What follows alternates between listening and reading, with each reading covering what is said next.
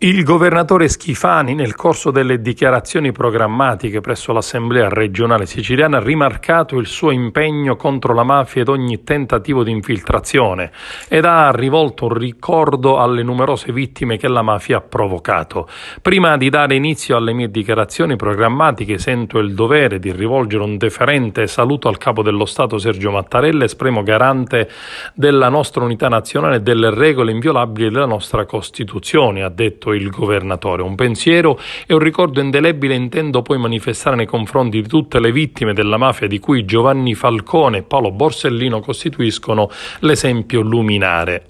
Il mio governo, ha dichiarato Schifani, combatterà con il massimo rigore ogni tentativo di infiltrazione della mafia nel sistema regionale della spesa pubblica, adottando criteri e comportamenti rigorosi che valgano anche da deterrente. La mafia non è né di destra né di sinistra, prosegue i propri interessi tentando di infiltrarsi nelle pubbliche amministrazioni per condizionarne a proprio uso i procedimenti che regolano la spesa ed i canali di finanziamento. Altro pensiero va a tutti i nostri corregionali caduti all'estero nelle missioni internazionali di pace, ha proseguito, eroi che si battevano per un ideale supremo lontani dalla loro terra, ma convinti che la pace tra i popoli non è un valore locale ma universale.